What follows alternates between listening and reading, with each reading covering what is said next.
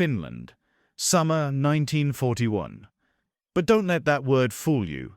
Summer in the Arctic Circle doesn't mean what you think it means. It means the sun never sets. It means mosquitoes so thick they can drive men insane. It means swamps that swallow tanks. And in 6 weeks, it'll mean something worse. Operation Silver Fox. You've probably never heard of it. Most people haven't. It wasn't Stalingrad. It wasn't D-Day. But it was one of the most brutal campaigns of World War II. Not because of the fighting, though there was plenty of that, but because of where it happened. The far north of Finland and Norway, above the Arctic Circle. The Germans called it the land God forgot. And they had a plan. A crazy, ambitious plan. Drive east, cut through Finland, capture Murmansk. That Soviet port was feeding Allied supplies into Russia. Cut it off, and maybe, just maybe, the whole Eastern Front collapses. Simple, right? Just march through some of the most hostile terrain on Earth. What could go wrong? Everything. Absolutely everything. This isn't a story about strategy or generals or great battles. This is about what happens when you send human beings to fight in a place where nature itself wants you dead. This is about frostbite that turns fingers black and brittle. About summer sun that never sets and drives men to hallucinate. About soldiers who feared the weather more than they feared the enemy. Because in the Arctic, the environment doesn't care whose side you're on. Let me take you back. June 29th, 1941. Operation Silver Fox begins.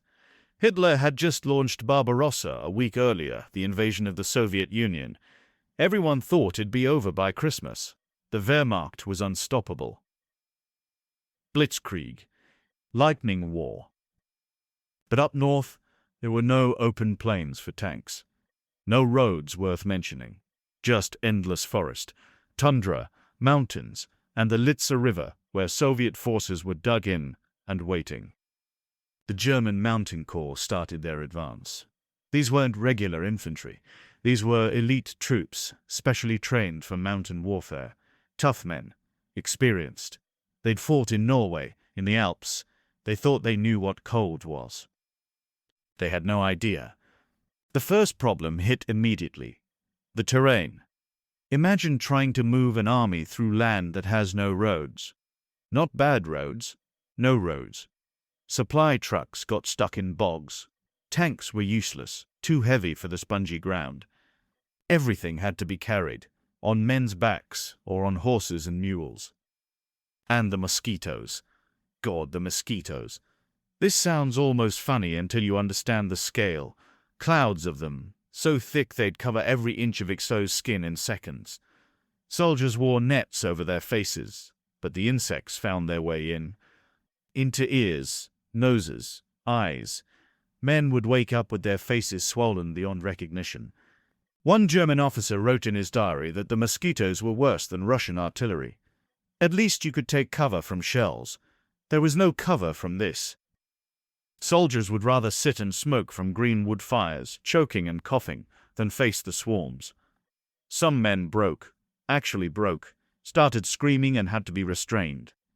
But they pushed forward. The goal was Murmansk, about 60 miles away. 60 miles, that was it. In France, panzer divisions covered that in an afternoon. Here, it might as well have been 600 miles. The Soviets were waiting. They'd prepared defensive positions along the Litsa River. Bunkers, machine gun nests, artillery zeroed in on every approach. And they had something else. They understood this land. They knew how to survive here. Many of the Soviet soldiers were from Siberia, from the far north. This was home. The first major assault came in early July. The Germans tried to force a crossing of the Litsa. It was carnage. Soviet guns opened up from concealed positions. Men fell into icy water, weighed down by equipment and drowned. Even in summer, that water was barely above freezing. Hypothermia could set in within minutes. The Germans took terrible losses, but managed to establish a small bridgehead. Now the real nightmare began. Holding ground in the Arctic. You can't dig proper trenches in tundra. The ground is frozen solid, just a few feet down. Permafrost. So soldiers built sangars, stone walls, for protection. But stone doesn't stop bullets well, and it doesn't keep you warm. The midnight sun was messing with everyone. Your body doesn't know when to sleep when the sun never sets. Soldiers became exhausted, disoriented. Some started having visual hallucinations, seeing things that weren't there. Soviet attacks that were just shadows. One soldier described it like living in a dream you can't wake up from. Day and night lost meaning. Time became fluid. Men would stand watch for what felt like hours only to find that days had passed. Or the opposite. The mind couldn't anchor itself to anything. And you couldn't get clean. Couldn't wash properly. Lice became an epidemic. Typhus spread. Men were fighting three enemies now: the Soviets, the environment, and disease. Supply lines were breaking down. Remember, everything had to come up from the rear through roadless wilderness. Food was irregular. Ammunition sometimes didn't arrive for days. Medical supplies were scarce. Wounded men lay in field hospitals that were just tents, suffering without morphine, without proper anesthesia. But here's what really broke the offensive. The Soviets brought in reinforcements, fresh troops, and they launched counterattacks, fierce, brutal assaults. The Germans were exhausted, stretched thin, barely holding on. Every Soviet push drove them back a little. By September, the advance had stalled. They'd covered maybe 20 miles in 3 months, still 40 miles from Murmansk. And now, something worse was coming. The Arctic winter. You think you know what cold is. You don't. Not unless you've been there. October brought the first real frosts. November brought temperatures that dropped to -30, -40 Celsius. That's -40 Fahrenheit too, because at that point the scales meet. And it gets colder. Metal becomes dangerous to touch with bare skin. It'll freeze to you instantly, rip your skin off. Weapons stop working. The oil in rifles freezes solid. Guns won't fire. Vehicles won't start. Even when you get them running, they need to be kept running 24 hours a day or the engines will freeze and crack. Frostbite was epidemic. Fingers, toes, noses, ears. They'd go white, then grey, then black. You'd lose feeling first. Then they'd have to amputate. Field doctors performed hundreds of amputations. Some men lost all their toes, both feet. They were still expected to fight. Soldiers would huddle together for warmth. 5, 6 men in a hole, pressed against each other, hoping shared body heat would keep them alive. They'd rotate who was on the outside, because the outside man would start to freeze. 20 minutes, then rotate, all night long. If you fell asleep on watch, you might not wake up. Food froze. Bread became hard as rock. You couldn't bite it. Had to break it with a rifle butt, then warm pieces inside your clothes against your body. Men would keep canteens under their coats, but even them, sometimes it froze. And the darkness. Winter in the Arctic Circle means the opposite of summer. The sun doesn't rise. Not for weeks. Perpetual twilight at best. Mostly just darkness. Imagine fighting in near-total darkness, in cold that wants to kill you, against an enemy you can barely see. The Soviets were suffering too. Don't think they weren't. They had the same cold, the same darkness. But they had better winter gear. They'd learned from the winter war against Finland. Heavy coats, felt boots, face masks. And they were, for many of them, used to extreme cold. The Germans had not prepared for this. High Command thought the war would be over. They hadn't issued proper winter clothing. Men were fighting in uniforms designed for European weather. They stuffed music, soft fire, tones of state. Wrapped rags around their boots. It wasn't enough. It was never enough. Trench foot became rampant. Your feet stay wet and cold for days, weeks. The flesh starts to rot. It's agonizing. Some men couldn't walk, couldn't even put on boots, but they stayed in the line because there were no replacements. Morale collapsed. Men stopped caring about the mission. They just wanted to survive the next hour, the next night. Letters home became desperate. Soldiers begged their families to send warm socks, scarves, anything. Some wrote that they'd rather be fighting in Russia proper. At least there you might find a building to shelter in. Here there was nothing. The offensive was dead. By December 1941, the Germans weren't trying to advance anymore. They were just trying to hold their positions, and even that was nearly impossible. Soviet raids would come out of the darkness, sudden, brutal. They'd kill a few Germans, destroy supplies, then vanish. One position changed hands 14 times in a single week. Neither side could hold it. Both sides just bled for it because orders said it was important. But nothing was important except warmth, except survival. Then came the Soviet winter offensive. December and January. Massive counterattacks all along the line. The Soviets had built up forces, brought in Siberian divisions who were trained for exactly this. And they pushed. Hard. The German line buckled. Units were surrounded, cut off. Some fought their way out, some didn't. One regiment was encircled for 11 days. No food, no medical supplies. When they finally broke through, they'd lost 2/3 of their men. Not to combat, to the cold, to starvation, to giving up. By February 1942, the Germans had been pushed back almost to where they started. All that suffering, all those lives, for nothing. They'd failed to take Murmansk, failed completely. The front stabilized into a stalemate. For the next 3 years, men lived in that frozen hell. They fought occasional battles, sent out patrols, shelled each other. But mostly, they just endured. Think about that. 3 years, winters where the temperature could hit -50, summers with mosquito swarms and no darkness, always hungry, always cold or bitten or sick, always scared.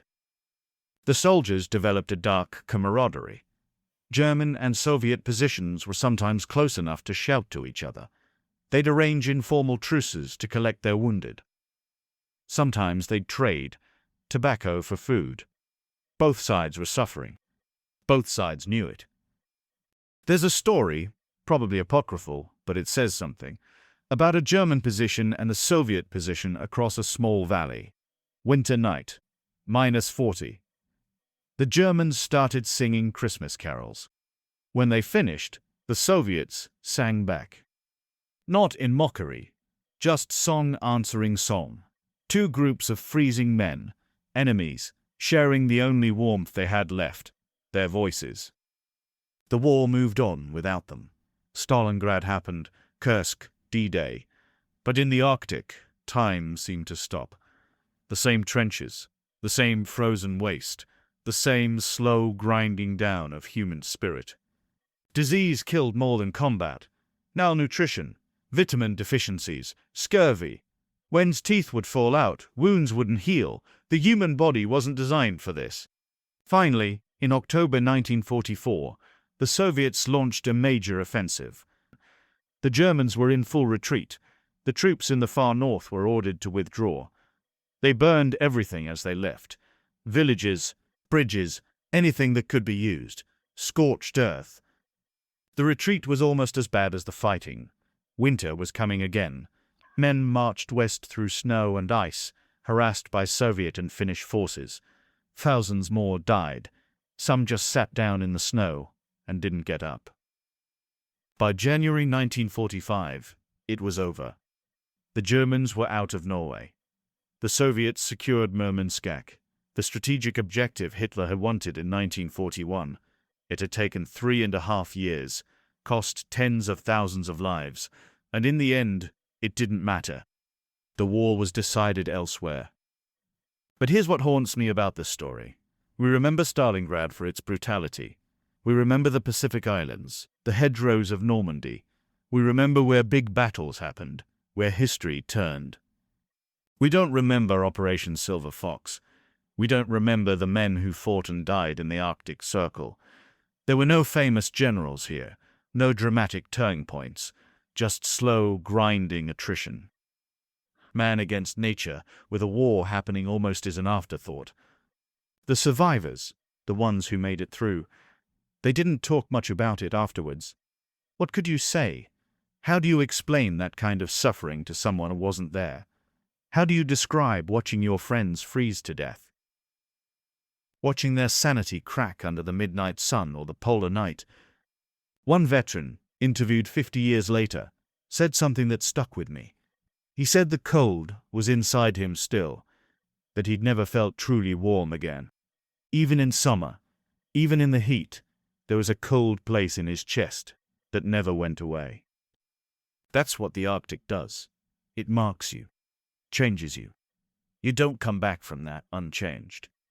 The landscape is still there, the tundra, the rivers, the same hills where men fought and bled and froze. There are still remnants, rusted equipment, shell casings, bones probably, under the moss and snow. Nature reclaimed it all, like the war never happened, like those men never suffered there. The Arctic doesn't remember, it doesn't care, it's indifferent to human struggle, always has been, always will be. That's the lesson of Operation Silver Fox, I think.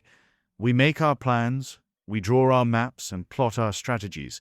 We think we can impose our will on the world, and then the world reminds us how small we are, how fragile, how utterly dependent on conditions being right. The Germans learned it in the Arctic. They learned it again in Russia, in that first terrible winter. You don't fight the environment. You can't win. All you can do is survive it, and sometimes not even that. So next time you hear about World War II, about the great battles and turning points, remember there were other battles, smaller, forgotten, where men fought enemies you can't surrender to, where there were no great speeches or stirring moments, just cold and darkness and the slow wearing away of hope. That was Operation Silver Fox. That was the war in the Arctic, a war where nature took no sides and gave no mercy, where more men were defeated by frostbite than by bullets, where the real enemy wasn't the soldiers across the line, it was the land itself. And the land always wins. Always.